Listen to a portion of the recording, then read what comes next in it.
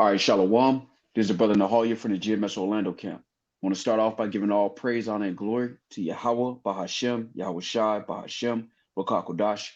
Double honors to the apostles and the elders of Great Millstone, who are the elders of Yasha Allah, and the sincere salutation to all Yuakim, who are preaching this word and believing this word, and to the Akwath, who are believing this word in all truth and in sincerity.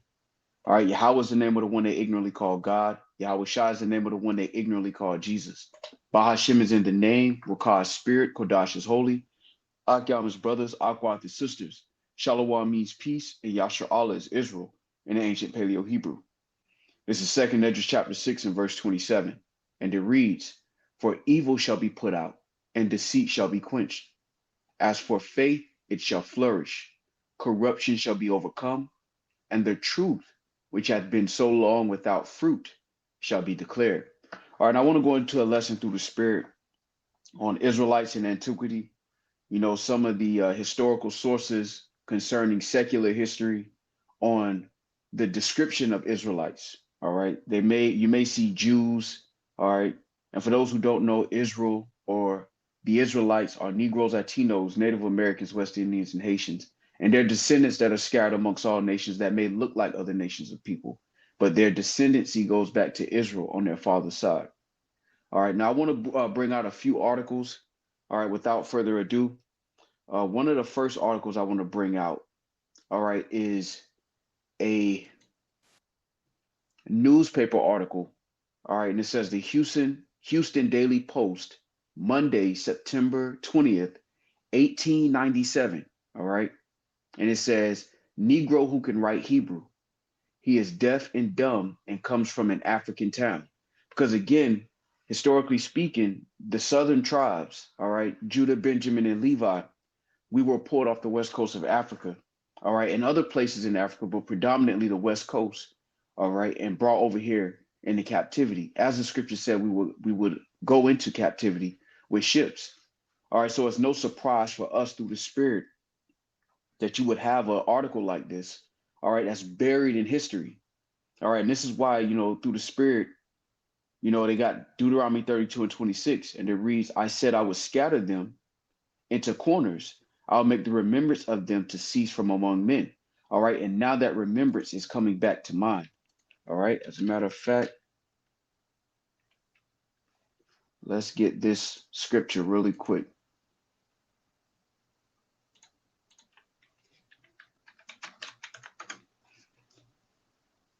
So this is Deuteronomy 32 and 26. And it reads, "I said I would scatter them into corners. I will make the remembrance of them to cease from among men." Now, I also want to get this. This is Deuteronomy chapter 28 and verse 68. And it reads, "And the Lord shall bring thee into Egypt again with ships, by the way whereof I spake unto thee. Thou shalt see it no more again. And there ye shall be sold unto your enemies for bondmen and bondwomen, and no man shall buy you." So when we see an article like this, you know, it doesn't surprise us through the Spirit because it all goes back to the scriptures first and foremost. All right, but for edification's sake, these things are going to be brought forth, you know, as the Lord leaves, you know, remnants of our history in secular history. You know, our people are kind of naive when they believe that the scriptures are like mythological. You know, when you really look at our scriptures, it's a historical document. All right, and it really coincides with a lot of secular history. All right, now I want to continue reading a little bit of this. It says he is deaf and dumb, as black as the ace of spades, which is crazy. It says he carries a pad of paper with him and answers all questions by writing them in Hebrew and Loshin Kodesh, which is the Lashawan Kodash. All right, it says what excites the most wonder is that he writes Lashawan Kodash very rapidly. It is the language of the books of Moses and has made a special study of spoken and writers and writers with ease and writes with ease only by the rabbis and highly educated Hebrews. The Negro was sent to one of the rabbis of Hartford, who is perfectly satisfied that he is a Hebrew. He says that he came from a large town in Africa where there is a tribe of about 20,000 Black Hebrews who spoke Lashawan Kodash and are quite prosperous. He also says that his father is a rabbi in that town, and that is why his father took the trouble to teach him to write these languages, which needed an extra amount of labor on account of his being deaf and dumb. So you got a Negro, so-called Negro, deaf and dumb, but he's able to write the Lashawan Kodash the same way Jake can write English quickly, rapidly. Which shows you that Esau beat our heritage out of us at a certain point. Our heritage was rich, when it comes to being an Israelite. Now we have to, beat our people over the head to understand this. But at a certain point, it was already a given that we were the Israelites.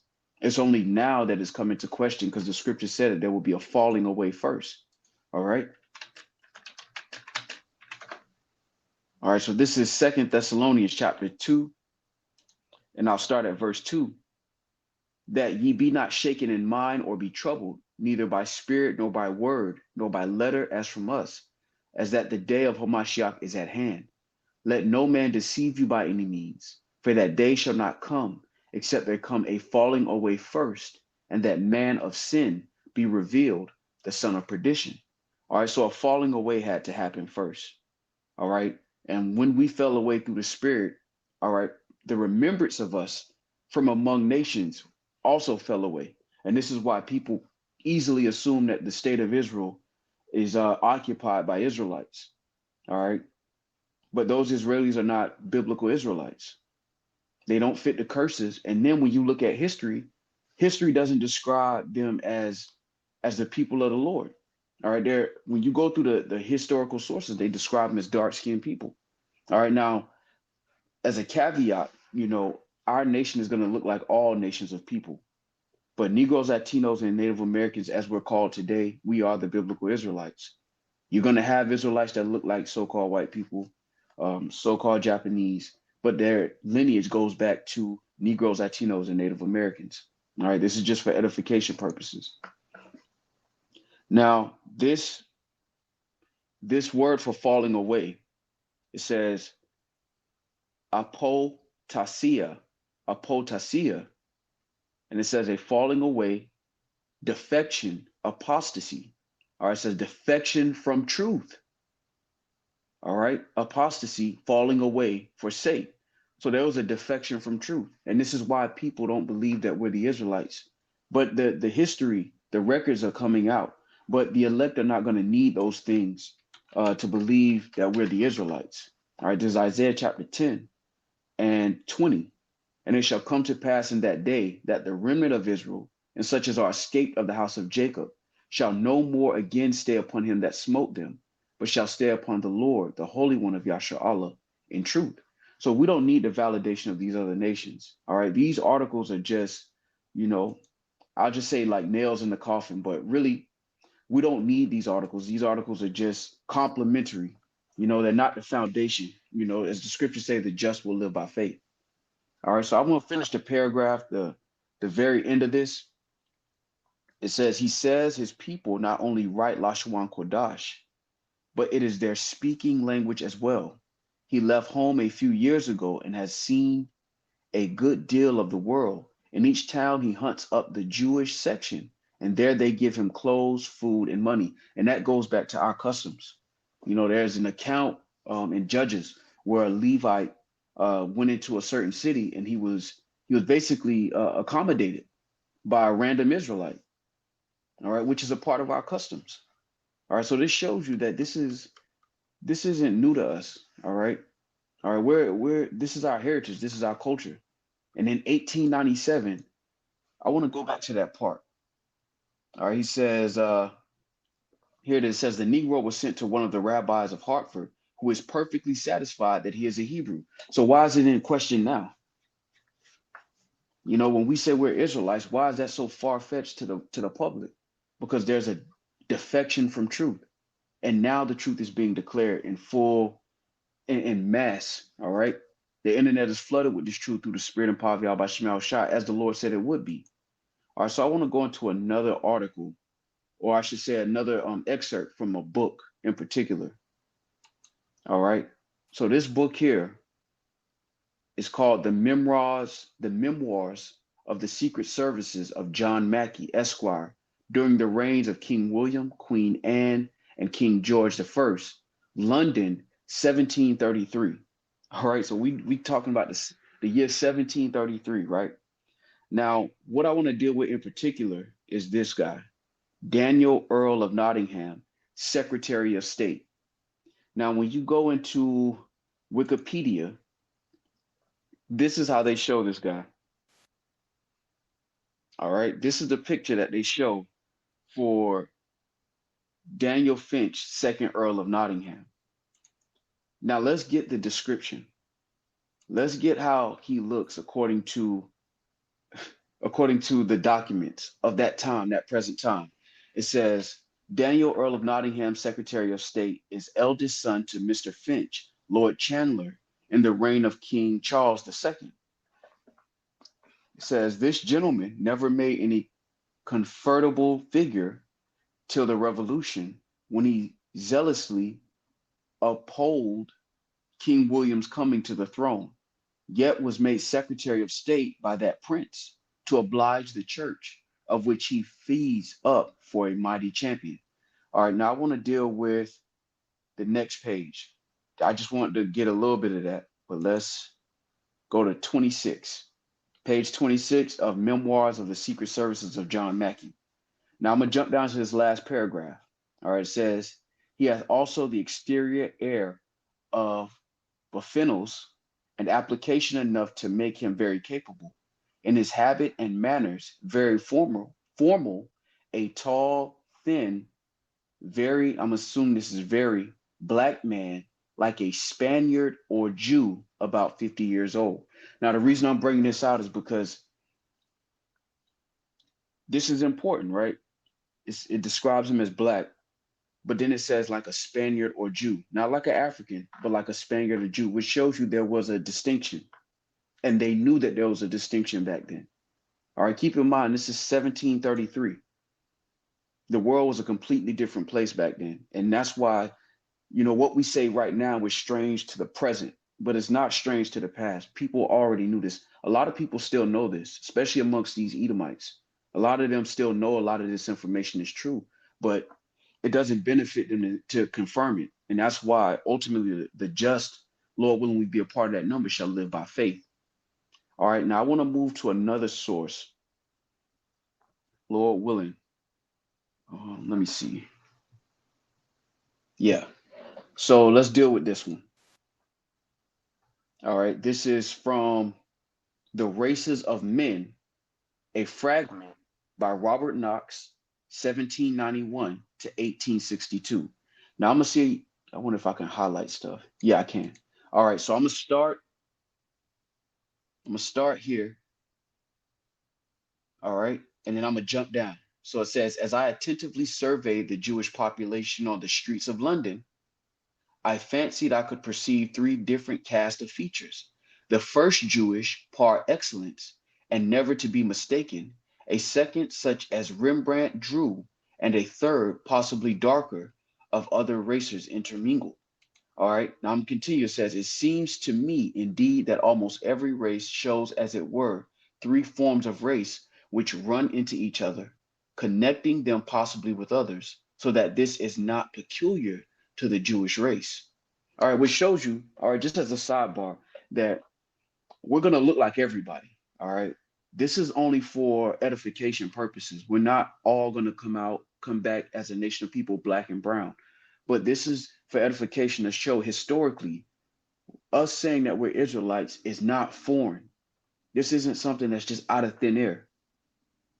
On a lot of contemporary material, when it comes to us being Israelites, you're going to hear a lot of people say this is just out of thin air. This is us just reaching. But these are books from the 1600s that are describing us. How we look now, they're describing us and ascribing us to being Spaniards or Jews. All right, now I want to continue, and I'll highlight so we can continue together. It says, it seems to me indeed that almost every race shows, as it were, three forms of race which run into each other, and Slakia, connecting them possibly with others, so that this is not peculiar to the Jewish race. Of the first form, I need say little to you, begging you merely to recollect that the contour is convex, the eyes long and fine, the outer angles running toward the temples, the brow and nose apt to form a single convex line, the nose comparatively narrow at the base, the eyes consequently approaching each other, lips very full, mouth projecting thin, small, and whole physiognomy, when swarthy, as it often is, has an African look. Now, again, he's describing a what he calls a Jewish person in London in the 1700s, or this was published in the 1800s. So 1850 was when it was published. So he's describing what an Israelite would look like during the 1800s. And again, I'm gonna highlight that part so we can see it together. It says lips very full, mouth projecting, chin small, and the whole physiognomy, when swarthy, as it often is, has an African look. So he's describing a dark skin because swarthy goes back to dark skin. All right, he's describing a dark skinned man and ascribing him as an Israelite. All right, now I want to do something real quick, just for edification. All right, when you go into that word swarthy, it says swarthy means dark skinned. All right, for those who don't know, for those who aren't aware. All right, this is from vocabulary.com. It says swarthy. Swarthy means dark skin. If you like tall, dark, and handsome, you find a swarthy complexion attractive. All right, just for edification's sake. So again, if we go back to that, again, this is Races of Men, a fragment, Robert Knox. I guess this is when he lived, 1791 to 1862. But this book was published in 1850. All right, and he's describing an Israelite. All right, he says a Jewish. He was describing a Jewish population in London in 1850, which shows you, man, Jake was everywhere, bro. We were everywhere. All right, so for edification's sake, to continue on, I want to bring out another source. All right, and that source is, let me see if I can get the title real quick. So another source that I have is this book called Travels in London, Slovakia, Travels in Holland, the United Provinces, England, Scotland, and Ireland. And this is by Sir William Brereton. All right. Now, this book was published. Let me get the published date.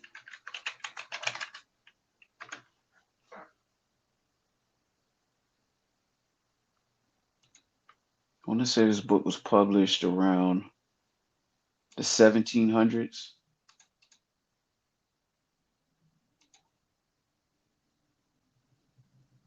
All right, let me see. So, yeah, all right. So here it is. It says between 1634 and 1635. So that's when this book was published.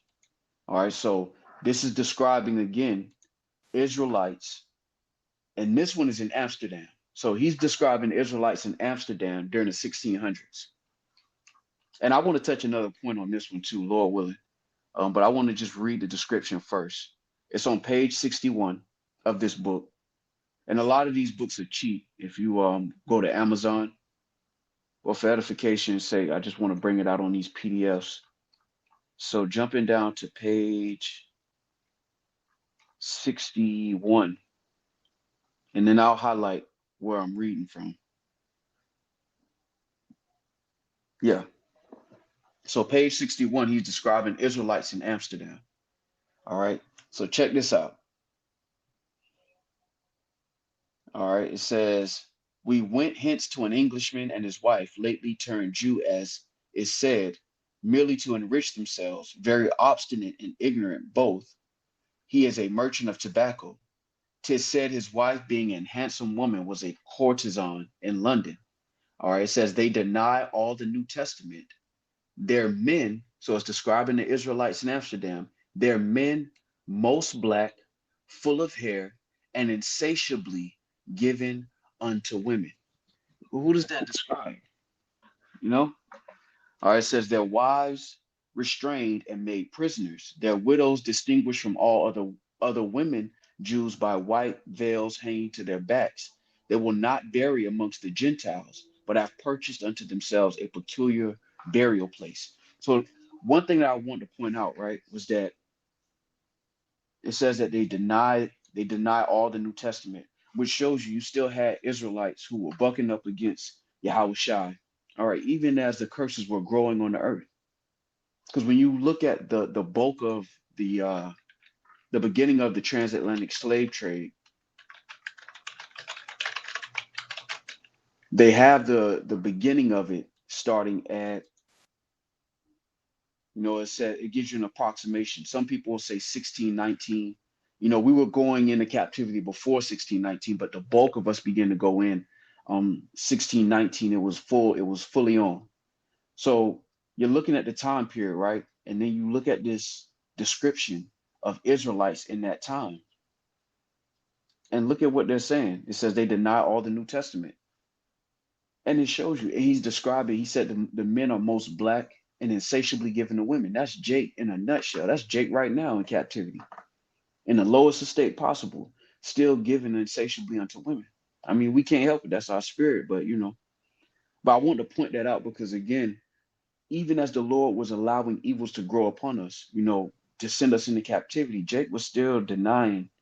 And it shows you how easily, you know, it just points to a lot of things. It reminds me of the book of Clarence because though we all looked alike, we knew we were Israelites. You had a divide, you had a split. Those who believed on Hamashiach and those who didn't. And this is showing you Israelites in Amsterdam who did not believe on the Lord, even as the Lord was preparing captivity. Because when we did the Google search just now, they say, Jake was going into captivity as early as 1526. And even then, but we were really being shipped in and hauled leading up to 1691. All right, we were really being moved around, but the Lord really allowed the bulk of us to go into captivity in 1619. All right, but this shows you that even as the Lord was doing this, Jake wasn't considering. So they deny all the New Testament. Reading it again, it says they're men most black, full of hair, and insatiably given unto women. And that shows you it's Jake in a nutshell, man. And that's why, through the Spirit, we don't need these things, but for edification's sake, these things are just little add-ons to show that the same thing we're going through now, history is just us in a different time, you know? Nothing more, nothing less. It's just us in a different time period. The same struggles, the same fight. Two-thirds of our people still rebelling. It's just a different time period. But I want to bring these things out through the Spirit for edification. Lord willing, I'll start to bring out other articles, as I become aware of them, but I'll end it with this.